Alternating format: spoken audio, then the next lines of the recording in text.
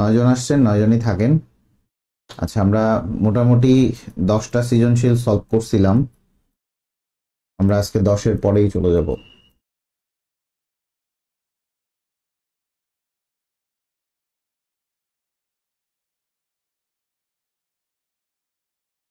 আচ্ছা, আজকে আমরা 11 নম্বর সৃজনশীলটা দেখব। যারা যারা আছেন 25 ব্যাচ, সবাই একটু বন্ধুদেরকে একটু মেনশন করে দিলে খুব উপকার হয়। উপকার হয় বলতে তারা জানুক, তাদেরও উপকার হোক, আমারও উপকার হোক, আমার গ্রুপটা বাড়ুক, সাথে পরিচয় টরিচয় হোক, সমস্যা কি? পরিচিত হইলে তো সমস্যা নাই। আচ্ছা, আমরা আজকে 11 নম্বর সৃজনশীলটা দেখব। 11 নম্বর সৃজনশীলটাতে কি বলছে সেটা দেখার চেষ্টা করি ইনশাল্লাহ। চলে আসেন, আমরা দেখি কি বলেছে এখানে। মেইন কথা হচ্ছে যে এখানে মেইনলি কয়েকটা বিষয় দেখবেন যে প্রশ্নে কি বলছে, প্রশ্নে কি চেয়েছে। বলছে উদ্দীপকের ইলেকট্রনটি স্থানান্তরের জন্য শোষিত শক্তি। ভাই শোষিত শক্তি কি? ভাই শোষিত শক্তি বলছে, ঠিক আছে, শোষিত শক্তি বলেছে। শোষিত শক্তি হচ্ছে ই, তাই না? শোষিত শক্তি কি? ই। কথা বুঝবেন, কথা বুঝে তারপরে অ্যান্সার করবেন, ঠিক আছে? দেখেন, শোষিত শক্তি ই, ই এর আমরা কি সূত্র জানি? ই ইকুয়াল টু হচ্ছে এইচ নিউ, আর আমরা কি জানি? H C divided by lambda. আবার এখান থেকে আমরা এটা জানি H C into 1 by lambda. এই জিনিসটা আমরা এখানে জানি, খুব ঠান্ডা মাথায় বুঝবেন। শোষিত শক্তির পরিমাণ নির্ণয় করতে বলেছে। আবারও বলে রাখি, শোষিত শক্তির পরিমাণ নির্ণয় করতে বলছে, তার মানে আমাকে ইটা নির্ণয় করতে হবে, ঠিক আছে? বা এটা ই না লিখে ডেল ইটা নির্ণয় করলে আমার ভালো হয়, যে ডেল ইটা কি, কতটুকু শোষণ করেছে।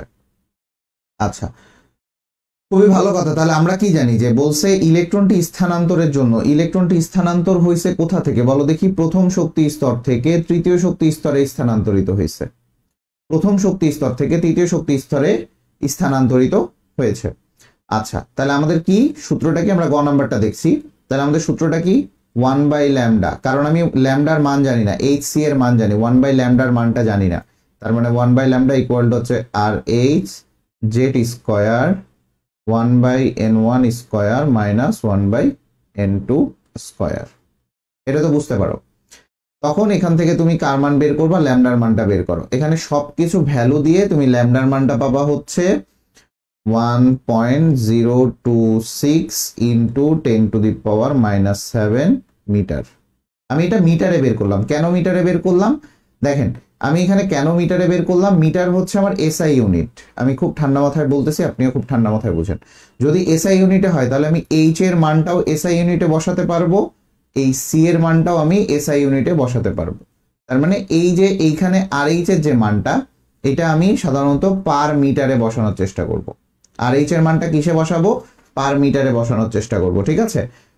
পার মিটারে, পার মিটারের মান কত? 1.0976 into 10 to the power 7 per metre. এটা হচ্ছে আমার পার মিটারে মানটা।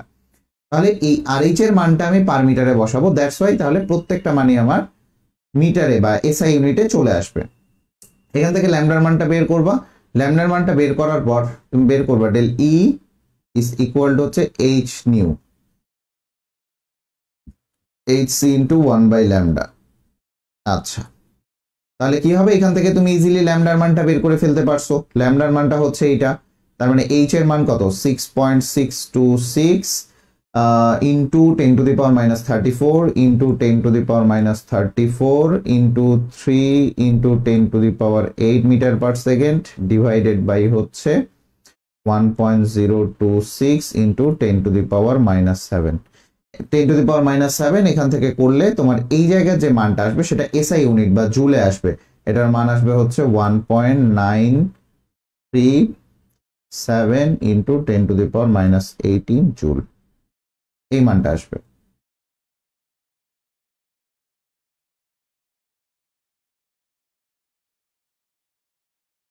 এই মানটা আসবে। কথা বুঝতে পারছো? কথা কি বোঝা গেছে? এটা কথা বোঝা গেছে কিভাবে আসলো মানটা? এই মানটা কিভাবে আসলো বোঝা গেছে? তাহলে সর্বপ্রথম আমাকে জানতে হবে কি বের করতে বলছে আর কি কি ভ্যালু দেয়া আছে। সেই ভ্যালুগুলা বের করলে আমার ইজিলি বের করতে পারবো যে আমার কি জিনিসটা বের করতে হবে। আমি কি বুঝাইতে পারছি?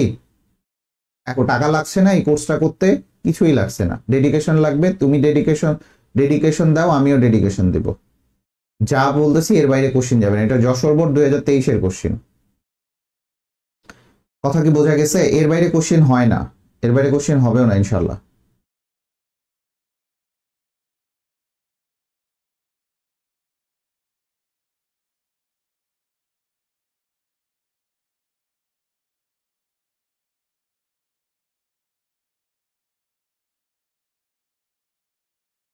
আমি খুব কষ্ট করেই ক্লাসগুলো নিচ্ছি, বুঝছো? মেইনলি বসে থাকা আমার জন্য খুব কষ্ট। আচ্ছা, ক্লিয়ার হইলে ভালো। আচ্ছা, পরের স্লাইডে চলে যাই আমরা। আচ্ছা, আমরা ঘ নাম্বারটা দেখি। যে বলা হয়েছে উদ্দীপকের ইলেকট্রনটির জন্য তৃতীয় কক্ষপথের তরঙ্গ দৈর্ঘ্য, এই যে তৃতীয় কক্ষপথের তরঙ্গ দৈর্ঘ্য চতুর্থ কক্ষপথের তরঙ্গ দৈর্ঘ্য অপেক্ষা বেশি না কম, চতুর্থ কক্ষপথের তরঙ্গ দৈর্ঘ্য অপেক্ষা বেশি না কম। এখানে কিন্তু ইলেকট্রনের শোষণ বা বিকিরণ কোনো কিছু বলছে? বলতো এখানে শোষণ ঘটছে বা ইলেকট্রনের শোষণ বললে ভুল হবে, স্থানান্তরের কথা বলছে এখানে কোনো? সবাই বলো একটু, স্থানান্তরের কথা বলছে এখানে? এখানে কি কোনো স্থানান্তরের কথা বলছে? এখানে কিন্তু স্থানান্তরের কথা বলে নাই। যেমন এখানে ইলেকট্রনটির স্থানান্তরের কথা বলছিল, এখানে ইলেকট্রনটির স্থানান্তরের কথা বলছে, কিন্তু এই জায়গাটাতে কোনো স্থানান্তরের কথা বলে নাই। ঘ নাম্বারে ডিরেক্টলি এই 3 নাম্বার কক্ষপথ এবং 4 নাম্বার কক্ষপথে তরঙ্গ দৈর্ঘ্য বের করতে বলছে। কি বের করতে বলছে ভাইয়া বলো তো? তরঙ্গ দৈর্ঘ্য বের করতে বলছে। এইটুকু ভালো মতো বোঝার চেষ্টা করো, এইটুকু বুঝলেই তুমি কিন্তু ইজিলি ম্যাথগুলা করতে পারবা। ঠিক আছে, চলে আসো। তাহলে 3 নাম্বার কক্ষপথ এবং 4 নাম্বার কক্ষপথে তরঙ্গ দৈর্ঘ্য বের করতে বলছে। তো তরঙ্গ দৈর্ঘ্য ডিরেক্টলি যদি আমরা বের করতে চাই, কথা বুঝবা, তরঙ্গ দৈর্ঘ্য আমি যদি ডিরেক্টলি বের করতে চাই তাহলে আমার সূত্র হচ্ছে ই ইজ ইকুয়াল টু হচ্ছে H C divided by lambda. খুব ঠান্ডা মাথায় বুঝো, ই ইজ ইকুয়াল টু হচ্ছে H C divided by lambda. আচ্ছা, এখন ভাইয়া কথা হচ্ছে যে আমার তৃতীয় কক্ষপথের স্থানান্তরের এইটার শক্তি আমি জানি, এটার এনার্জি আমি জানি। আমি মনে করো E3 দিলাম, ল্যামডা 3 দিলাম। আচ্ছা, এইটার কি শক্তি আমি জানি? আমি জানি না। এটা হচ্ছে তৃতীয় কক্ষপথের জন্য, তৃতীয় কক্ষপথের জন্য।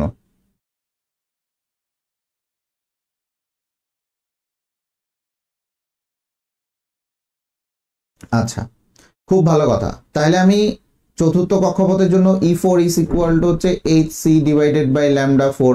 এটা হচ্ছে চতুর্থ কক্ষপথের জন্য, চতুর্থ কক্ষপথের জন্য। আমার কিন্তু এখানে ই জানা নাই, আর এই দুইটা তো সেম, এই দুইটা তো কনস্ট্যান্ট। আমি কিন্তু এখানে ইও জানি না, এটাও আমি জানি না, এটাও আমি জানি না।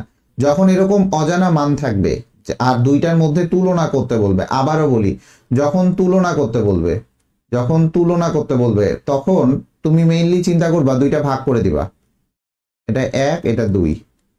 তার মানে আমার কি হবে? E3 1 divided by 1 divided by 2। Then তুমি কি পাচ্ছ? E3 divided by E4 is equal to HC divided by lambda 3 divided by HC divided by lambda 4। তার মানে HC কাটা, তখন তোমার কি আসতেছে?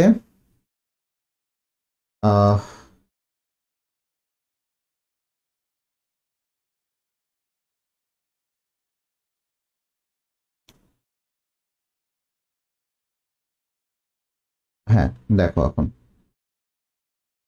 HC lambda 4। হ্যাঁ দেখো, তাহলে একটু বোঝার চেষ্টা করো এই জায়গাটাতে, এই জায়গাটাতে একটু ক্যাচাল আছে। E3 divided by E4 is equal to হচ্ছে ল্যামডা 4 ডিভাইডেড বাই হচ্ছে ল্যামডা 3। আচ্ছা ভাইয়া, E3 কি লেখা যায়? E3 এটা লেখা যায় E1 into Z square divided by N square লেখা যায়। N3 যেটা দাও, এটা লেখা যায় E1 into Z square divided by N4 square is equal to lambda 4 divided by lambda 3। লেখা যায়? এটা লেখা যায় কিনা দেখো, এটা লেখা যায়? এটা লেখা যায় কিনা বলো, বলতে হবে, কথা বলতে হবে, এটা কি লেখা যায়? এটা কি লেখা যায়? একটু কথা বলতে হবে। নাইম, এটা কি লেখা যায় ভাইয়া? তাহলে দেখো এখান থেকে ই1 ই1 কাটা, জেড যেহেতু এটা একই পরমাণু, জেড স্কোয়ার কাটা, তার মানে তোমার এই জায়গাটাতে কি দাঁড়াচ্ছে? এই জায়গাটাতে দাঁড়াচ্ছে হচ্ছে n4 square divided by n3 square is equal to λ4 divided by λ3, তাই না?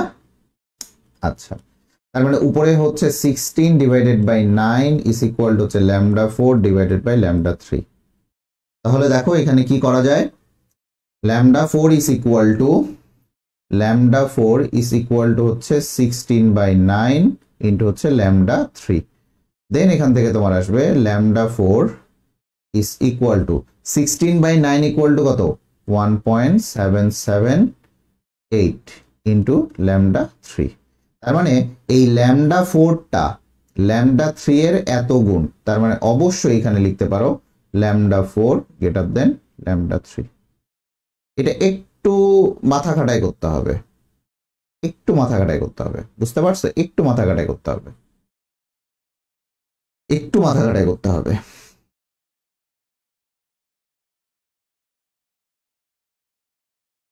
ঠিক আছে, বুঝতে পারছো? বুঝতে পারছো? বুঝতে পারলে কিন্তু ভালো। এটা এটা একটু মাথা খাটাই করতে হবে, এটা ইম্পর্টেন্ট ম্যাথ একটা, এটা যশোর বোর্ডের, এই জন্য এরকম অবস্থা। ঠিক আছে,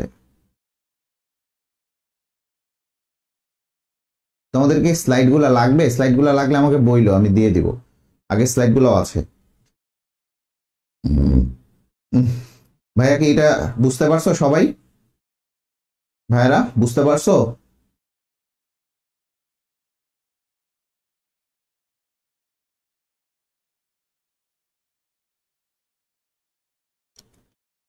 বুঝতে পারলে আমি নেক্সট স্লাইডে যাব। আচ্ছা, বুঝতে পারলে ডান লিখো, বুঝতে পারলে ডান লিখো।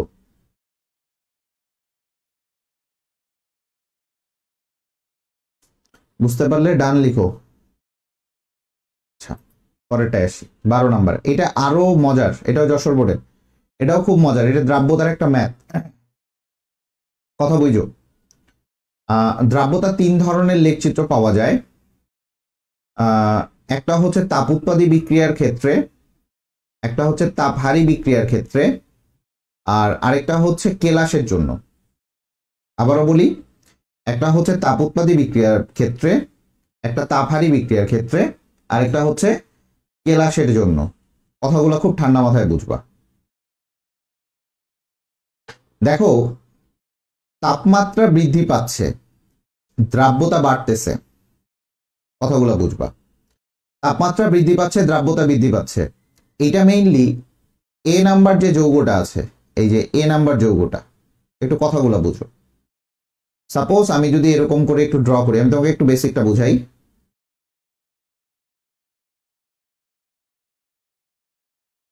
তোমাদেরকে আমি একটা কথা বলছিলাম যে তোমরা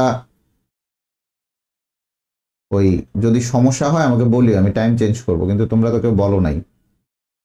3 ধরনের লেখচিত্র আমি দেখাবো।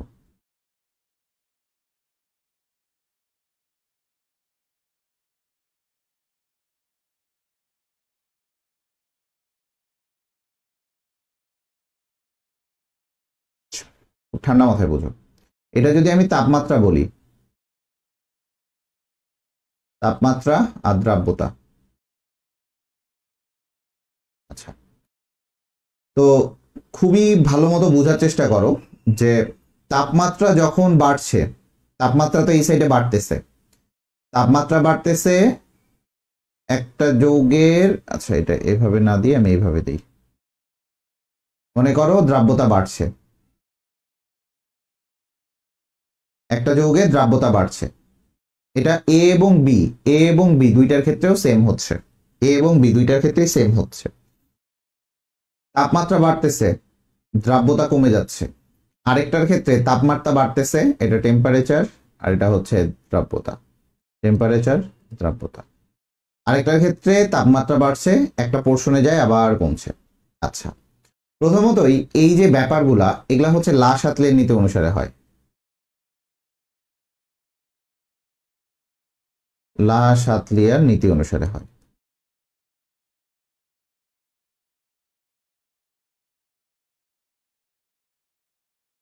কথা বুঝতে পারছো? এটা হচ্ছে লা-শাতলিয়ার নীতি অনুসারে হয়। আচ্ছা, বলতে পারো যে ভাইয়া ওই হচ্ছে কোন কোন এগুলা কিভাবে হয়? দেখো, কিছু কিছু যৌগ আছে, কিছু কিছু যৌগ আছে যারা তাপহারী বিক্রিয়া দেয়। আচ্ছা, তাপহারী বিক্রিয়ার ক্ষেত্রে তাপমাত্রা যদি আমি বাড়াই, তাপমাত্রা বাড়ালে দ্রাব্যতা বাড়বে।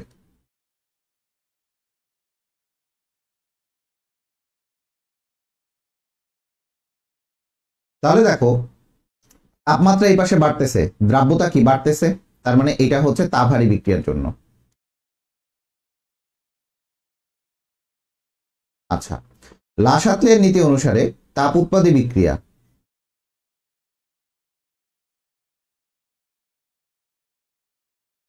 যদি আমি তাপ উৎপাদী কিছু কিছু যৌগ আছে যারা তাপ উৎপাদী বিক্রিয়া দেয়, এই তাপ উৎপাদী বিক্রিয়ার ক্ষেত্রে যদি আমি তাপমাত্রাটা বাড়াই, তাপমাত্রাটা যদি বাড়াই, তাহলে তারা দ্রাব্যতা কি হয়ে যাবে? দ্রাব্যতা কমবে, দ্রাব্যতা কমবে। এই যে দ্রাব্যতা কমে যাচ্ছে, এটা হচ্ছে দ্রাব্যতা কমে যাচ্ছে, তাপমাত্রা বাড়তেছে, দ্রাব্যতা কমে যাচ্ছে। কথা বুঝতে পারছো? এটা হচ্ছে লা-শাতলিয়ার নীতি অনুসারে। এই পোর্শনটাতে, এই পোর্শনটাতে এগুলা হচ্ছে সাধারণত দেখা যায় যে কেলাস যে পানির অণু আছে, কেলাস পানির অণুযুক্ত, পানির অণুযুক্ত, এরা এই টাইপের তা দিবে। আচ্ছা, এইটা হচ্ছে এই টাইপের। আচ্ছা, এই জায়গায় যায় দেখা যায়, এটা সাধারণত দেখা যায় যে যেমন গ্লুবার লবণ Na2SO4 into 10H2O। আচ্ছা, সাধারণত মনে রাখবা যে সালফেট বা সালফেট গুলা যদি থাকে, সালফেট মূলক গুলা যদি থাকে, আবারও বলি সালফেট মূলক যদি থাকে, তারা সাধারণত তাপ উৎপাদী বিক্রিয়া দেয়। নাইট্রেট মূলক যদি থাকে, এরা তাপহারী বিক্রিয়া দেয়, তাপহারী বিক্রিয়া দিবে। খুব ঠান্ডা মাথায় বুঝবা। তো সাধারণত যদি তাপ উৎপাদী বিক্রিয়া দেয়, তার মানে এর মতো লেকটা হওয়ার কথা ছিল কিনা? এর মতো লেকটা হওয়ার কথা ছিল না তাপ উৎপাদী বিক্রিয়া দিলে। তো ভাইয়া প্রথমে তাহলে সে তাপহারীর মতো দিল কেন? তাপহারীর মতো দেওয়ার কারণ এই যে পানির অণুটা যতক্ষণ থাকবে, আবারও বলি পানির অণু যতক্ষণ থাকবে, যতক্ষণ থাকবে ততক্ষণ সে তাপহারীর মতো আচরণ করবে। ততক্ষণ সে কার মতো আচরণ করবে? তাপহারীর মতো আচরণ করবে। ঠিক পানির অণুটা, আবারও বলে রাখি, ঠিক পানির অণুটা একটা তাপমাত্রায় যায়, এই যে এই তাপমাত্রাটাকে বলা হয় পরিবৃত্ত তাপমাত্রা, এটা হচ্ছে 32.4 ডিগ্রি সেলসিয়াস। 32.4 ডিগ্রি সেলসিয়াসে যায়, এই পানির অণুটা, এই পানির অণুটা হারায় যাবে। খুব ঠান্ডা মাথায় বুঝো, 32.4 ডিগ্রি সেলসিয়াস তাপমাত্রায় এই পানির অণুটা হারায় যাবে। এই পানির অণুটা যদি হারায় যায়, তখন সে কি হবে? পানির অণু যদি চলে যায়, সে আবার আগের মতো চলে আসবে, Na2SO4। তাহলে SO4 যদি থাকে, সে অবশ্যই তাপ উৎপাদী বিক্রিয়া দিবে, তাপ উৎপাদী বিক্রিয়া দিবে। এবং সে তাপ উৎপাদী বিক্রিয়া দিলে যদি তাপমাত্রা বাড়ে, তাপমাত্রা যদি বাড়ে দ্রাব্যতা কমবে, তাপমাত্রা যদি বাড়ে দ্রাব্যতা কি হয়ে যাবে? দ্রাব্যতা কমে যাবে। দ্যাটস ওয়াই এই যে 32-এর পর এই দেখো দ্রাব্যতাটা কমে যাচ্ছে, তাপমাত্রা বাড়ছে, দ্রাব্যতা কমে গেছে। আমার কার্সর দিকে তাকাও, তাপমাত্রা বাড়ছে, দ্রাব্যতা কমছে। কথা কি আমি বুঝাইতে পারছি? এটা কিন্তু খুবই ইম্পর্টেন্ট একটা কোশ্চেন, খুবই ইম্পর্টেন্ট একটা কোশ্চেন। আবারও বলতেছি, খুবই ইম্পর্টেন্ট একটা কোশ্চেন। আমি কি বুঝাইতে পারছি? আমি কি বুঝাইতে পারছি? এই ব্যাপারটা বুঝাইতে পারছি?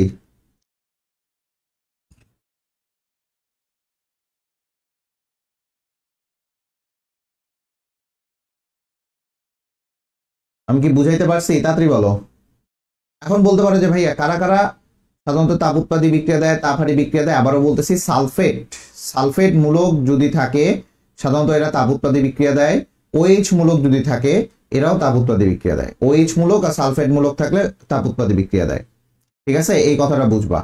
আর নাইট্রেট মূলক থাকলে, তারপরে হ্যালাইড মূলক থাকলে এরা তাপহারী বিক্রিয়া দেয়। এগুলা একটু মনে রাখতে হবে। আমি কি বুঝাইতে পারছি? একটু শেয়ার দিয়ে দাও। জিয়াদি কি অবস্থা?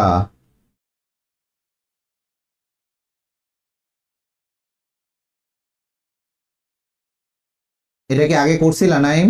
তোমরা কি আগে করছিলা এই জিনিস?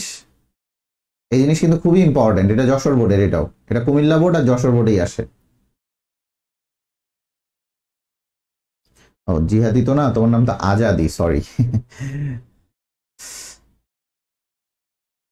এই আজাদি কথা বলছিলে ওনার সাথে? আচ্ছা চলে আসো নেক্সট। ও নেক্সটে তো এটাই দেয়া আছে, এটা ভুল করে দিয়ে দিছি। চলে আসো আমরা 13 নম্বর প্রশ্নে চলে আসি। এখানেও ওই একটাই প্রশ্ন যে ওয়াই মৌলের 4p অরবিটালে উপস্থিত ইলেকট্রন সমূহ হুন্ডের নীতি মেনে চলে কিনা। তো হুন্ডের নীতিটা কি সেটা আগে বলি। যে প্রথমেই মনে রাখো যে হুন্ডের নীতির হিসাবটা এরকম। হুন্ডের নীতিকে বক্স সিস্টেম, ইলেকট্রন বক্স সিস্টেমও বলা হয়, ঠিক আছে, ইলেকট্রন বক্স সিস্টেম 2টা 3টা। আচ্ছা, সে বলে যে সমশক্তি সম্পন্ন অরবিটালে ইলেকট্রন সমূহ, আবারও বলি, সমশক্তি সম্পন্ন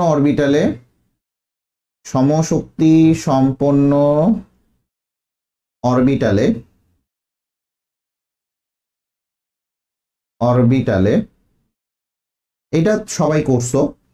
ইলেকট্রন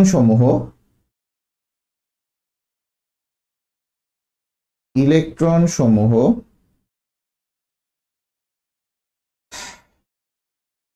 সম্ভাব্য অধিক সংখ্যায়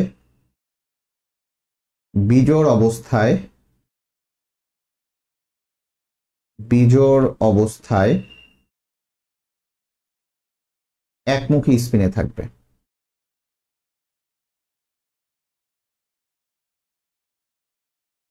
স্পিনে যুক্ত থাকবে।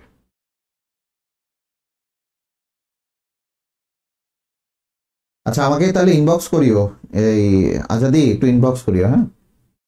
আচ্ছা তো দেখো প্রথমেই ইলেকট্রন 1 নাম্বার ইলেকট্রন এখানে যাবে, 2 নাম্বার ইলেকট্রন এখানে যাবে, 3 নাম্বার ইলেকট্রন এখানে যাবে। তার মানে এই ইলেকট্রনটা হবে 1 নাম্বার, এই ইলেকট্রনটা হবে হচ্ছে 2 নাম্বার, এই ইলেকট্রনটা হবে হচ্ছে 3 নাম্বার। অবশ্যই তাদের স্পিনটা একমুখী হবে, দেন এইখানে আসবে, এইটা হচ্ছে আসবে 4 নাম্বার, দেন এখানে একটা আসবে,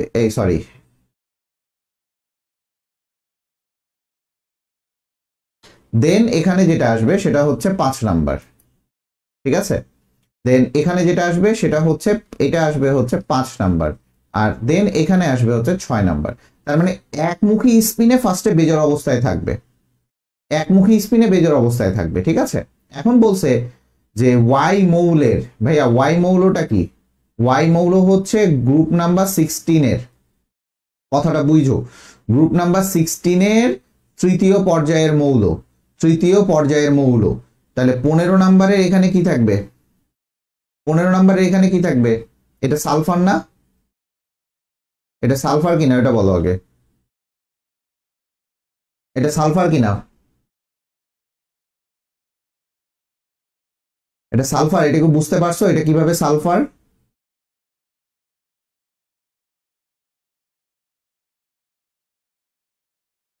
বুঝতে পারছো?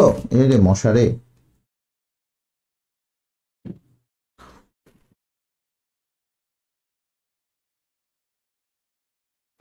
আচ্ছা দেখো, যদি তুমি এটা বুঝতে না পাও যে ভাইয়া এটা কিভাবে সালফার, প্রথমেই চলে আসি যে তৃতীয় পর্যায়ের যে 15 নাম্বার গ্রুপের মৌল, তৃতীয় পর্যায়ের, এটা দেখো তৃতীয় পর্যায়ের 15 নাম্বার গ্রুপের মৌল হচ্ছে তোমার ফসফরাস। তৃতীয় পর্যায়ের 15 নাম্বার গ্রুপের মৌল হচ্ছে ফসফরাস, আর তৃতীয় পর্যায়ের 16 নাম্বার গ্রুপের মৌল হচ্ছে সালফার। এটা নির্ণয় করা শিখতে হবে। দেখো আমি আবারও বলতেছি, প্রথম যে পর্যায়টা ছিল, ফার্স্ট যে পর্যায়টা ছিল, ফার্স্ট পর্যায়ে 15 এবং 16 নম্বর গ্রুপের কোনো মৌল নাই, ঠিক আছে। সেকেন্ড পর্যায়ের মৌল আছে, সেকেন্ড পর্যায়ের 15 নম্বর গ্রুপের মৌল, যেটা প্রথম মৌল, ঠিক আছে। সেকেন্ড পর্যায়ের 15 নম্বর গ্রুপের মৌল হচ্ছে নাইট্রোজেন, নাইট্রোজেন আর এরপরে হচ্ছে অক্সিজেন, নাইট্রোজেন এরপরে কি অক্সিজেন। থার্ড যে পর্যায়টা আছে, থার্ড যে পর্যায়টা, তার মানে কি নাইট্রোজেনের নিচে কি থাকে, নাইট্রোজেনের নিচে থাকে ফসফরাস, অক্সিজেনের নিচে থাকে হচ্ছে সালফার। আমি কথা বুঝাইতে পারছি? অক্সিজেনের নিচে কি থাকে, সালফার থাকে। কথা বুঝছো?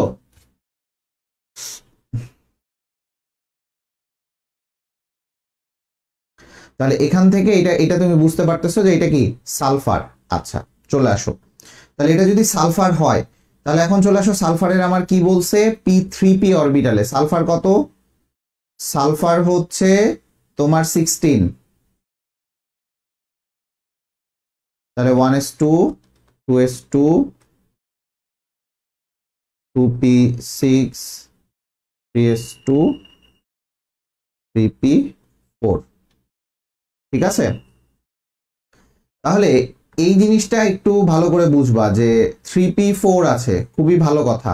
তার মানে এই জায়গাটাতে তুমি এই তিনটা ঘর কাটো, 1 2 3। এখন দেখো চারটা যে আছে খুব ভালো মতো বুঝবা। তাহলে প্রথমে একটা ইলেকট্রন যাবে, দেন এখানে একটা ইলেকট্রন, দেন এখানে একটা ইলেকট্রন। ভাইয়া এটা সব থেকে ভালো হয় হচ্ছে যদি এটা 3px করো, 3py 3pz, দেন তোমার এইখানে ইলেকট্রনটা আসবে। তার মানে বেজোড় সংখ্যক ইলেকট্রন আছে, বেজোড় সংখ্যক অবস্থায় আছে, দ্যাটস ওয়াই এটা হুন্ডের নীতি মানবে, ঠিক আছে। অযুগ্ম অবস্থায় থাকে, তার মানে এটা কি হুন্ডের নীতি মানবে। ভাইয়া এই হুন্ডের নীতি মানে না হচ্ছে এস অরবিটাল মানবে, হুন্ডের নীতি হচ্ছে মানবে না হচ্ছে এস অরবিটাল, এটা হচ্ছে মানবে না হচ্ছে এস অরবিটাল।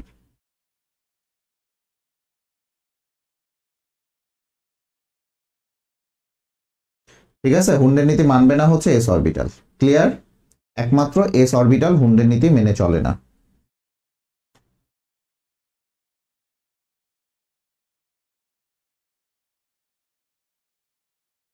বুঝতে পারছো? এটা খুব ছোট একটা প্রশ্ন ছিল।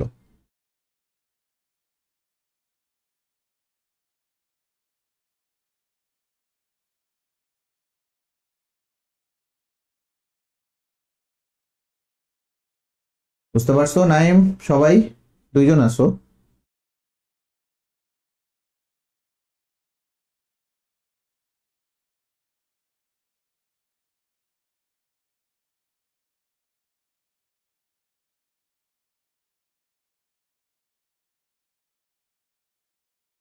বাহ, আজকে দেখি 8টা শেয়ার হয়েছে, আলহামদুলিল্লাহ,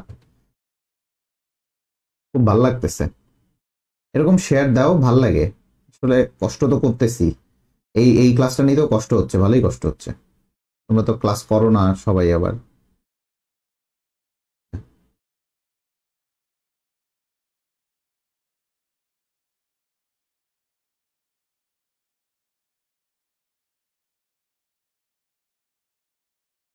আচ্ছা, আমাদের একটা অর্গানিক 26 ব্যাচের জন্য এবং 27 ব্যাচের জন্য 25 আর 26 ব্যাচের জন্য অর্গানিক একটা কোর্স আসতেছে। সে অর্গানিক কোর্সটা একটু সবাই ভর্তি যারা হবা একটু ভর্তি হতে পারো আর কি, যারা হতে চাও। এটা কথা বুঝতে পারছো? মেম্বার একটু ইনভাইট দিও তো পোলাপান, মেম্বার ইনভাইট দিও তো। কেন জানি একটা জায়গায় যায় থমকে আছে, 4 ঘন্টা ধরে কোনো মেম্বারই আসে না, তো মেম্বার ইনভাইট দিয়ে দিও। আচ্ছা চলে আসো। এখানে বলছে হাইড্রোজেন পারমাণবিক বর্ণালী প্যাসচেন সিরিজ, এখানে প্যাসচেন সিরিজের নাম বলে দিছে, প্যাসচেন সিরিজের নাম বলেই দিছে, যা বলা আছে তাই সঙ্গে সঙ্গে দাগায় নিবা, কোশ্চেনে পেন্সিল দিয়ে দাগায় নিবা। প্যাসচেন সিরিজ তার মানে n1 এর মান কত, প্যাসচেন সিরিজ n1 এর মান হচ্ছে 3। একটু মেম্বার ইনভাইট দেওয়া যাবে? সবাই একটু মেম্বার ইনভাইট দিও। n1 এর মান হচ্ছে 3। আচ্ছা, গ নাম্বার প্রশ্নে কি বলছে? গ নাম্বার প্রশ্নে বলছে যে উদ্দীপকের 1 নাম্বার অনুসারে কোন রেখা তরঙ্গ দৈর্ঘ্য আচ্ছা, কোন না কোন রেখা তরঙ্গ দৈর্ঘ্য বলছে, তরঙ্গ দৈর্ঘ্য এত ন্যানোমিটার। তার মানে এখানে আমার ল্যামডার মানটাও দেয়া আছে, ল্যামডার মানটা দেয়া আছে। ইলেকট্রন কোন শক্তি স্তর থেকে ধাপান্তরিত হলো, ইলেকট্রন কোন শক্তি স্তর থেকে, ইলেকট্রনটি কোন শক্তি স্তর থেকে ধাপান্তরিত হলো, মানে কোথা থেকে আসছে বলছে। হ্যাঁ, দ্যাট মিন্স আমার এই জায়গাটাতে মান বের করতে হবে, n2 এর মান বের করতে হবে, n2 এর মান বের করতে হবে। আমার n1 এর মান এখানে দেয়া, এই যে n1 এর মান দেয়া, আর n2 এর মান বের করতে হবে, কিছুই না। 1/λ ইজ ইকুয়াল টু হচ্ছে RH z square 1/n1 square minus 1/n2 square. Then এখান থেকে 1/λ এর মান কত, 1/λ এর মান হচ্ছে তোমার 1875.62। যেহেতু এটা ন্যানোমিটারে আছে, আবারও বলি যেহেতু এটা ন্যানোমিটারে আছে, আর এইচ এর মানটা আমি কিসে নিব, আর এইচ এর মানটা আমি ন্যানোমিটারে নিব। আমাকাই এই কনভার্সনের দরকার নেই, ন্যানোমিটার আছে আর এইচ এর মানটা ডিরেক্টলি ন্যানোমিটারে নিয়ে নাও। কত আসে ন্যানোমিটারে, কত আসে মানটা বলো দেখি, ন্যানোমিটারের মানটা কত আসে, ন্যানোমিটারের মানটা কত আসে, ন্যানোমিটারের মানটা আসে হচ্ছে আর এইচ এর মান 1.0976 ইন্টু 10⁻⁻² পার ন্যানোমিটার। জেড এর মান 1/n1 স্কয়ারের মান হচ্ছে 1/9 মাইনাস 1/n2 স্কয়ার। ঠিক আছে, দেন এখান থেকে এটা ক্যালকুলেশন করো, এই দুইটা গুণ করো, গুণ করার পর তোমার কত আসে দেখো দেখি, এই দুইটা গুণ করো, এখান থেকে মেইনলি n2 এর মান আসবে হচ্ছে 16, n2 স্কয়ার, তাহলে n2 এর মান আসবে হচ্ছে 4। এখানে প্লাস মাইনাস 4 আছে, কিন্তু এটা তো -4 ভ্যালুয়েবল না। ঠিক আছে, সো এই জিনিসটা একটু ভালো মতো করতে হবে, এই জিনিসটাও একটু নতুন, এই জিনিসটাও একটু নতুনের মতো, এই জিনিসটা একটু ভালো মতো করতে হবে। ঠিক আছে,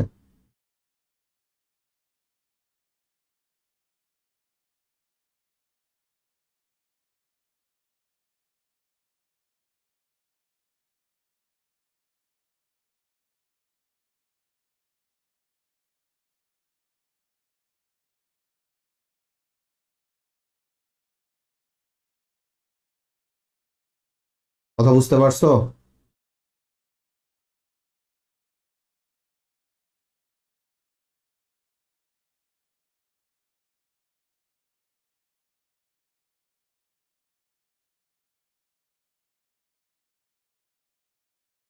কথা কি বোঝা যায়?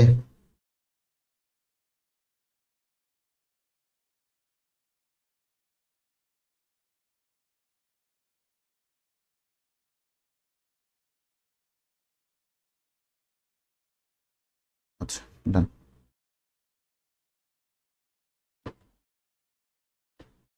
এই আজকে সবাই একটু ইনভাইট দিও তো, কেন জানি গ্রুপের মেম্বার একদমই মানে অটো বন্ধ হয়ে গেল কেন, মেম্বার আসতেছে না। রাকিবুর রহমান চলে আসছে, তোমরা একটু কমেন্ট করো, ভাল লাগে কমেন্ট পড়তে, ভাল লাগে, কারণ নাহলে তো মনে হয় যে জড় পদার্থদেরকে আমি পড়াচ্ছি। পরের পরের যে স্লাইডটা আছে, পরের স্লাইডে আমি চলে যাই। এখানে ঘ নাম্বার প্রশ্নটা দেখি, যে উদ্দীপকের 2 নাম্বার মৌলটির সর্বশেষ শক্তি স্তরের ইলেকট্রন পলির বর্জনীতি সমর্থন করে কিনা, পলির বর্জনীতি সমর্থন করে কিনা, পলির বর্জনীতি। তাহলে পলির বর্জনীতি বা পাউলিস এক্সিকিউশন প্রিন্সিপাল কোনটা, যে একই পরমাণুতে যে কোনো দুইটি ইলেকট্রনের জন্য 4টি কোয়ান্টাম সংখ্যার মান কখনো এক হইতে পারবে না, এটাই হচ্ছে পাউলিস এক্সিকিউশন প্রিন্সিপাল। তো এটাই হচ্ছে পলির বর্জনীতি। এটা মনে রাখার, ওই যে স্টার 1 2 4 হ্যাশ এই টাইপের বলে আর কি অনেকেই, তো মনে রাখতে পারো, তোমার যেভাবে সুবিধা সেভাবে মনে রাখতে পারো। তো এই জায়গাটাতে প্রথমেই চলে আসি, যে এইখানে মেইনলি x2 প্লাস যেটা, সেটার আগে আমি বের করি x2 প্লাসটা কি, সেটা আমাকে বের করতে হবে। n-1d10, তার মানে এখানে আসবে হচ্ছে 3d10। আচ্ছা, 3d10 এটা হচ্ছে এর সর্বশেষ শক্তি স্তর। আবারও বলি সর্বশেষ শক্তি স্তর, তার মানে আমার তোমার হচ্ছে ইলেকট্রন বিন্যাসটা কিরকম ভাবে আসবে, 1s2 2s2 2p6 3s2 3p6 4s2 3d10। আচ্ছা, তার মানে কয়টা আসলো, 30টা, তার মানে 30 আসলে হচ্ছে জিঙ্ক। ঠিক আছে, কারণ Zn2+ সম্ভব এখানে, Zn2+ সম্ভব, তার মানে এখানে তোমার হচ্ছে Zn2+ সম্ভব না। জিঙ্ক এখানে কেন 29টা আসতো, 29টা আসতো, এখানে তো Zn2+ হবে এটা, ঠিক আছে। এখানে ব্যতিক্রম বা কোনো কিছু বলে নাই কিন্তু 3D10, এখানে তাহলে 4s1 হতো, এখানে ব্যতিক্রমের কথা কিন্তু বলে নাই। রাকিবুর রহমান, ব্যতিক্রমের কথা কিন্তু এখানে বলে নাই। যদি ব্যতিক্রম ইলেকট্রন বিন্যাস বলতো, যদি ব্যতিক্রম ইলেকট্রন বিন্যাস বলতো সেই ক্ষেত্রে আমি কপারটা নিতাম। এখানে কিন্তু ভালো কথা বলছো, ঠিক আছে, যে ভাইয়া কপারেও তো হয়। ব্যতিক্রম যদি হইতো, ব্যতিক্রম যদি ইলেকট্রন বিন্যাস বলতো সেই ক্ষেত্রে আমি কপারটা নিতাম। এখানে তো ব্যতিক্রমের কথা বলে নাই ভাইয়া, তাই না? এখানে ব্যতিক্রমের কথা বলে নাই, দ্যাটস ওয়াই আমরা এখানে কি নিব, জিঙ্ক নিব। এখানে 30 ধরে নিব, আমরা 30 ধরে নিব, ঠিক আছে। সো এই জিনিসটা আমাদের বুঝতে হবে, যে এখানে ব্যতিক্রম বললে আমরা ধরতাম কপার, যদি ব্যতিক্রম বলতো, ব্যতিক্রম বললে, ব্যতিক্রম বললে আমরা এখানে কপার ধরতাম, ঠিক আছে। আচ্ছা, খুব ভালো কথা। এরপরের দিকে চলে আসো, এখানে জিঙ্ক হলো, খুবই ভালো কথা। এখানে বলছে সর্বশেষ শক্তি স্তরের ইলেকট্রন, সর্বশেষ শক্তি স্তরের ইলেকট্রন, আবারও কথা শুনো, সর্বশেষ শক্তি স্তরের ইলেকট্রন। তাহলে এখানে সর্বশেষ শক্তি স্তর, আমরা এই যে ইলেকট্রন বিন্যাসটা করছি এটা হচ্ছে আউটবাউ নীতি অনুসারে, আউটবাউ বা বিল্ডিং আপ, আউটবাউ নীতি অনুসারে। তোমাকে যে কোনো যখন করবা তখন এটা, যে কোনো যখন ইলেকট্রন বিন্যাস করবা পরে সাজায় নিতে হবে। 1s2, 2s2, 2p6, 3s2, 3p6, 3d10, 4s2। তার মানে সর্বশেষ শক্তি স্তর হচ্ছে 4s2। মনে রাখো, সর্বশেষ শক্তি স্তর হচ্ছে কি 4s2। আচ্ছা, সর্বশেষ শক্তি স্তর যদি 4s2 হয় সেই ক্ষেত্রে আমরা এখানে দুইটা ইলেকট্রন দেখতে পাবো। একটা হচ্ছে ইলেকট্রন 1, ইলেকট্রন 1 দেখতে পাবো, আর আমরা এখানে ইলেকট্রন 2 দেখতে পাবো, দুইটা ইলেকট্রন। আচ্ছা, এই ইলেকট্রন 1 এবং ইলেকট্রন 2 এর জন্য আমরা n এর মান বের করব, l এর মান বের করব, m এর মান বের করব, s এর মান বের করব। আচ্ছা, খুব ঠান্ডা মাথায় বুঝো। তার মানে এই যে দুইটা ইলেকট্রন আছে, সেই দুইটা ইলেকট্রন হচ্ছে একটা আপার স্পিন, একটা লোয়ার স্পিন, তাই কি না? আচ্ছা, তাহলে n এর মান 4s এর জন্য, প্রথম ইলেকট্রনের জন্য, আবারও বলি প্রথম ইলেকট্রনের জন্য কত, প্রথম ইলেকট্রনের জন্য 4, l এর মান 0, m এর মান 0। এই যে প্রথম ইলেকট্রন এইটাকে ধরলাম, এটা হচ্ছে ফার্স্ট ইলেকট্রন, তার মানে আপার সাইড বলছে, তার মানে এটার জন্য প্লাস হাফ হবে, তার মানে এটার জন্য প্লাস হাফ দিব, তাহলে এটার জন্য কত হবে, মাইনাস হাফ। আচ্ছা, তার মানে এইখানেও দেখো 4, 0, 0, যেহেতু দুইটাই এস অরবিটালের, তার মানে এইটা হবে মাইনাস হাফ।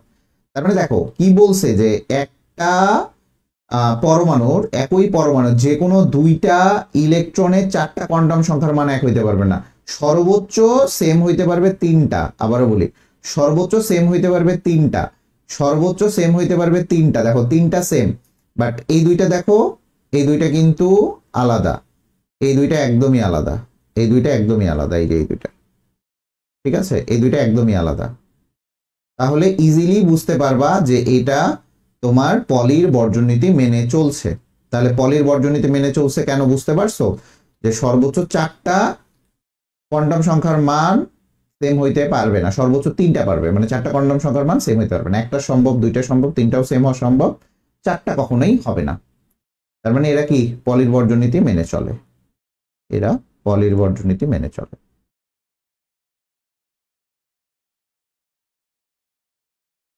বর্জন নীতি মেনে চলে। কথা বুঝতে পারছো? কথা বোঝা গেছে?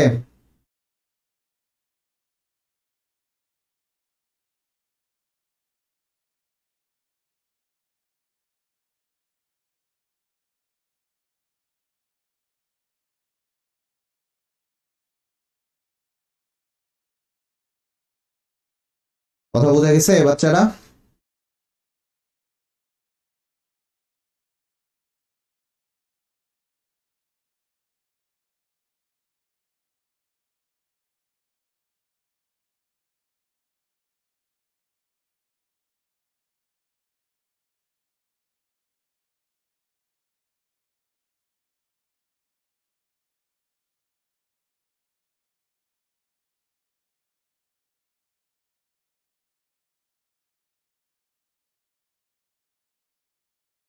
বুঝতে পারছো?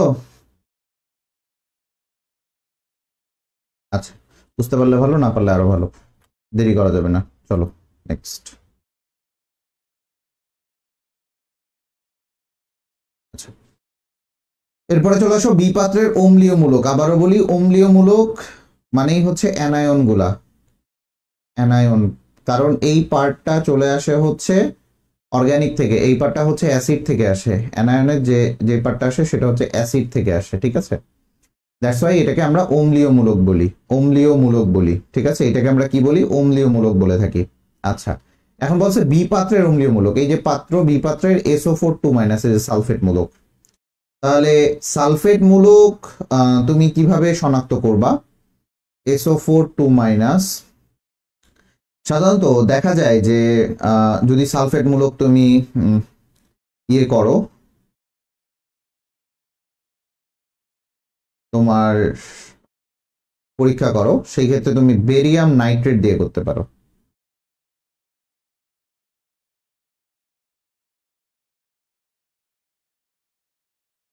বেরিয়াম নাইট্রেট দিয়ে করলে বেরিয়াম সালফেটের পদক্ষেপ পড়বে, বেরিয়াম সালফেটের, সরি, বেরিয়াম নাইট্রেট, বেরিয়াম সালফেটের পদক্ষেপ পড়বে প্লাস জিঙ্ক নাইট্রেট হবে। কথা বুঝতে পারছো?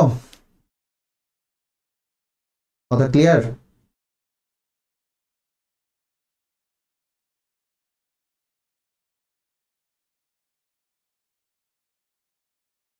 বুঝতে পারছো?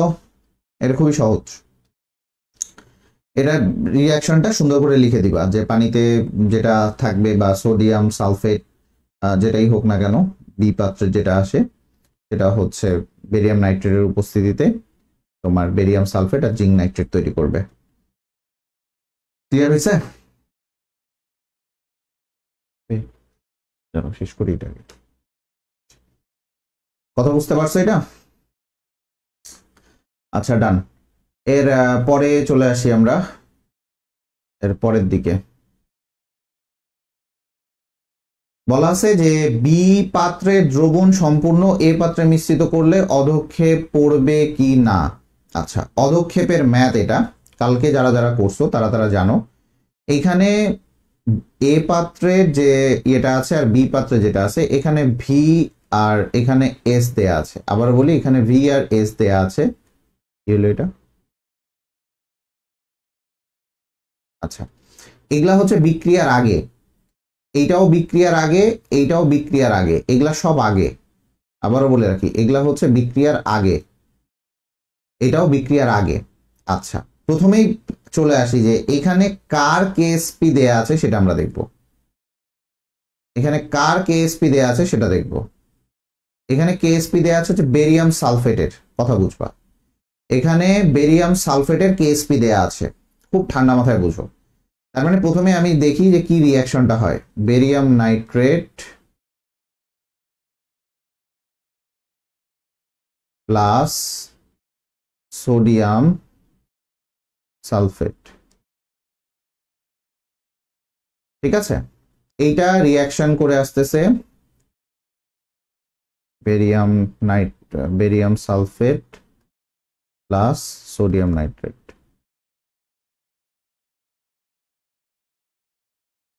ঠিক আছে? এখন আমার মেইনলি কথা হচ্ছে যে বেরিয়াম সালফেটের আমার কেএসপি দেয়া আছে, তার মানে কেএসপি দেয়া আছে, তার মানে দ্রাব্যতা গুণফল দেয়া আছে, কিন্তু আমার আয়নিক গুণফল বের করতে হবে।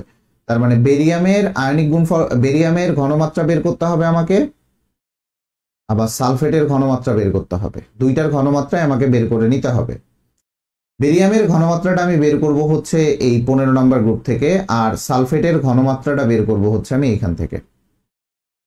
কথা বুঝো? তার মানে বি পাত্র থেকে আমি সালফেটের ঘনমাত্রা বের করব এবং সেটা বিক্রিয়ার পরে, আর বেরিয়ামের ঘনমাত্রাটা আমি বের করব এ পাত্র থেকে। খুবই ঠান্ডা মাথায় বুঝবা। তাহলে এ পাত্রের জন্য লিখো, এ পাত্রের জন্য আমরা কিন্তু ঘনমাত্রা বের করব। আবারও বলতেছি, আমরা ঘনমাত্রা বের করব।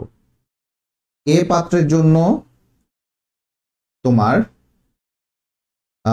বিক্রিয়ার আগে, আমি শর্ট করে লিখলাম, বিক্রিয়ার আগের ঘনমাত্রা S1 is equal to 0.3 m, বিক্রিয়ার আগের আয়তন V1 is equal to হচ্ছে 25 ml। এই দুইটা যখন আমি মিক্সচার করাইছি তার মানে দুইটা আয়তনের যোগফল হয়েছে, বিক্রিয়ার পরের আয়তন V2 is equal to হচ্ছে 25 যোগ 45, তার মানে কত আসতেছে, 25 45 কত হয় 70 ml। আর বিক্রিয়ার পরের ঘনমাত্রা S2 is equal to what, same এখান থেকে করো, V1 S1 is equal to V2 S2, দেন এখান থেকে তোমার S2 এর মানটা বের করো। S2 এর যে মানটা আসবে, খুব ঠান্ডা মাথায় বোঝার চেষ্টা করো, S2 এর মানটা আসবে হচ্ছে তোমার এখানে 0.10714 সেম ভাবে বি পাত্রের এই যে S2 এর মানটা, এই S2 এর মানটাই হচ্ছে এ পাত্র থেকে আমরা কিসে নিয়েছিলাম, বেরিয়াম 2 প্লাসের ঘনমাত্রাটা পেয়ে গেলাম। আমি এখানে কি পাইলাম, বেরিয়াম 2 প্লাসের ঘনমাত্রা পাইছি। সেম ভাবে বি পাত্রের জন্য আমরা একটু যদি করি,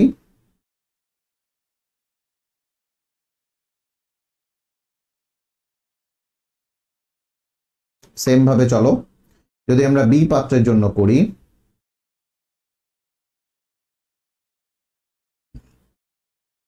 বি পাত্রের জন্য বিক্রিয়ার আগের ঘনমাত্রা S3 দাও, S3 is equal to কত আছে 0.06 বিক্রিয়ার আগের আয়তন V3 is equal to 45 ml, বিক্রিয়ার পরের আয়তন একই 70 ml, এটা হচ্ছে V4, আর S4 is equal to what, same ভাবে V3 S3 is equal to V4 S4, এখান থেকে তুমি S4 এর মানটা বের করো, S4 এর মানটা আসবে হচ্ছে 0.03857 m, এত m আসবে। কথাগুলো বুঝবা,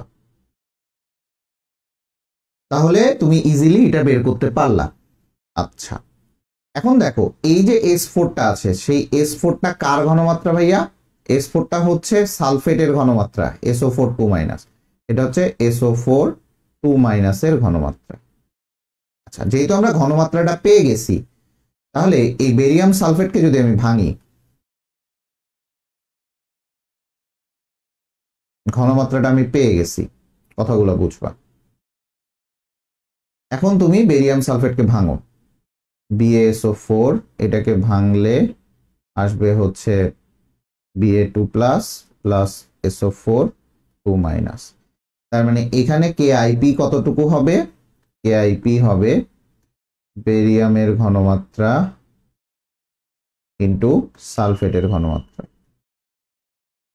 দেন দুইটা গুণ করো, 0.10714 ইন্টু 0.03857, দেন দুইটা গুণ করো, গুণ করলে আসবে হচ্ছে 4.1326 ইন্টু 10⁻³ আচ্ছা, এখন দেখো এটা 10⁻³ আসছে, আর এখানে আছে 10⁻³, দুইটাই -3 আছে, তার মানে আমি আগের সংখ্যাটা দেখবো, এখানে আছে 3.13 4.13, এটা হচ্ছে 4.64, তাই না, তার মানে 4.64, তার মানে এই যে KIP-টা বড় কার থেকে, KSP থেকে, তার মানে এখান থেকে বুঝতে পারবা অধক্ষেপ পড়বে,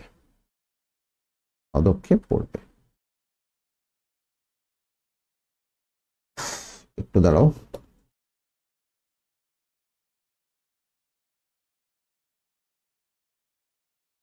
এটা হ্যাং করছে তো, একটু দাঁড়াও, তার মানে এখানে লিখো অধক্ষেপ পড়বে। দেখো অধক্ষেপ পড়বে।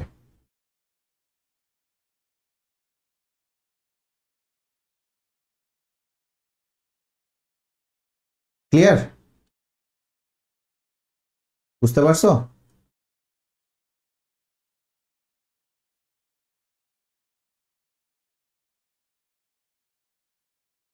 বুঝতে পারছো?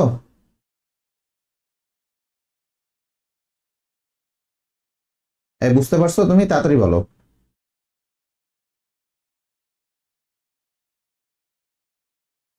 চারজন আছো, তিনজন আছো, ঠিক আছে। ম্যাথ কিভাবে করতে হয় বুঝতে পারছো? বইয়ে কিন্তু শর্টকাটে করা থাকে। পদক্ষেপ পড়বে, ঠিক আছে। আচ্ছা,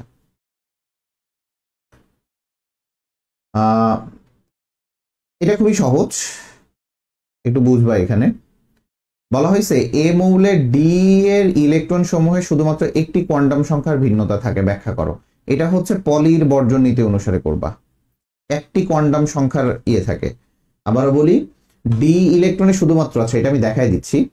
তাহলে এখানে কি আছে ভাইয়া? এখানে আছে হচ্ছে এ একটা ইলেকট্রন বিন্যাস, যেখানে দেয়া আছে হচ্ছে আর্গন 3d5 4s1। এখানে বলছে ডি ইলেকট্রন সময় শুধুমাত্র একটি কোয়ান্টাম সংখ্যার ভিন্নতা থাকে, ব্যাখ্যা করো। তার মানে এই যে 3d5, এটা নিয়ে আমরা আলোচনা করব। তাহলে এই 3d5 কে ফার্স্টে এরকম করে ড্র করে নিবা, 5টা অংশে ভাগ করবা, সাইডে করে নিবা। খুব বেশিক্ষণ না, 1 2 3 4 5।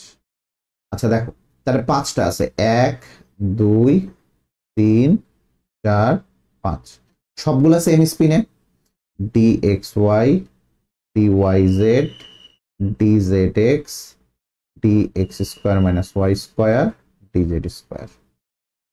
খুব ঠান্ডা মাথায় বোঝার চেষ্টা করো। এখন দেখো আর্গনের 18, খুব ভালো মতো বোঝার চেষ্টা করো। আর্গনের ইলেকট্রন হচ্ছে কত? 18 নাম্বার ইলেকট্রন না? তার মানে এই ইলেকট্রনটা হচ্ছে এইটা হচ্ছে আর্গনের পরে, মানে ডি এর আগে তো এইটা আসে, তার মানে এটা 19 নাম্বার ইলেকট্রন। এখান থেকে 20 হবে, তার মানে এইটা হচ্ছে 20 নাম্বার ইলেকট্রন, এটা হচ্ছে 21 নাম্বার ইলেকট্রন, এটা হচ্ছে 22, এটা হচ্ছে 23, এটা হচ্ছে 24। আচ্ছা, তাহলে তুমি দেখো 20 নাম্বার ইলেকট্রনের জন্য, 20 নাম্বার ইলেকট্রনের জন্য এখানে আমরা এন এল এম এস চারটাই বের করব। 20 নাম্বার ইলেকট্রনের জন্য এন এর মান কত? 3। এল এর মান কত? যেহেতু সবগুলো ডি, ডি এ না, ডি এর জন্য এল এর মান হচ্ছে 2। এম এর মান কত? এক্স ওয়াই এর জন্য হচ্ছে -2। এটা হচ্ছে সবগুলো আপার স্পিনে, তার মানে +½ 21 নাম্বার ইলেকট্রনের জন্য দেখো সেম, এন এর মান 3, এল এর মান 2, এটা হচ্ছে -1, এটা +½ এই যে dxy থেকে এখানে করবা -2, এইভাবে করবা -1, তারপরে হচ্ছে 1 2 0। ঠিক আছে? এটা করতে পারো, যে কোনো, তুমি যে কোনোটাই করতে পারো। এখানে এই মানগুলো যে এটাই বসাইতে হবে এটার কোনো মানে নাই, এটা ফিক্সড না।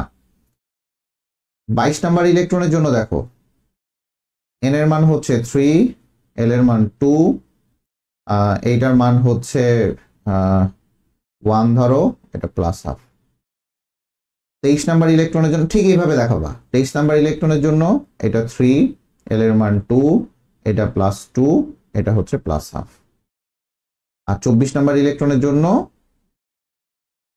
এটা হচ্ছে 3, এটা হচ্ছে 2, এটা হচ্ছে 0, এটা হচ্ছে +½ শুধুমাত্র দেখো, শুধুমাত্র এই এম এর মানটা চেঞ্জ হয়েছে, বাদবাকি সবগুলাই সেম। এখানে এটাই বলছে যে শুধুমাত্র একটি কোয়ান্টাম সংখ্যার ভিন্নতা থাকে, তার মানে অবশ্যই এখানে শুধুমাত্র ম্যাগনেটিক কোয়ান্টাম সংখ্যার ভিন্নতা থাকে, ম্যাগনেটিক কোয়ান্টাম সংখ্যার ভিন্নতা থাকে।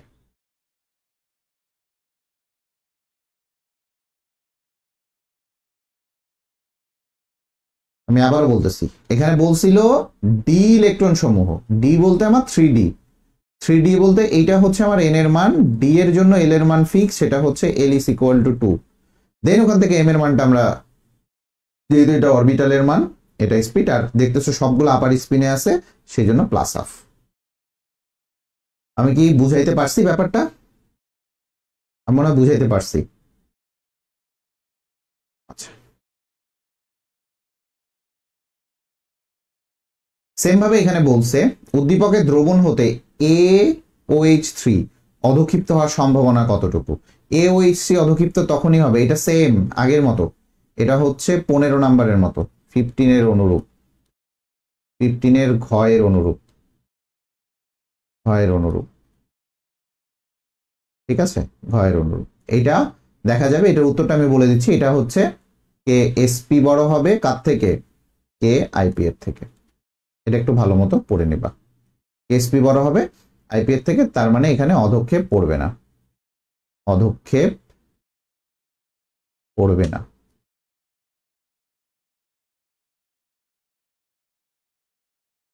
কথা বুঝতে পারছো, অধক্ষেপ পড়বে না। এটা সেম, একদম সেম, সেম প্রসেসে করবা। এরপরে যদি প্রবলেম হয় আমাকে জানাবা, এরপরে প্রবলেম হইলে আমাকে জানাবা অবশ্যই, ঠিক আছে। আচ্ছা, তাহলে আমরা আজকে এই পর্যন্তই শেষ করবো ইনশাল্লাহ। যেহেতু 12টা বেজে গেছে, 12টার পর আসলে ক্লাস নেওয়াটা উচিত না, আমরা এই পর্যন্তই শেষ করি ইনশাল্লাহ তাআলা। আমরা যদি আল্লাহ যদি হায়াতে রাখে ইনশাল্লাহ, আমরা নেক্সট যে দিন আছে সেদিন আমরা ফার্স্ট পেপারের 3rd চ্যাপ্টার শুরু করবো।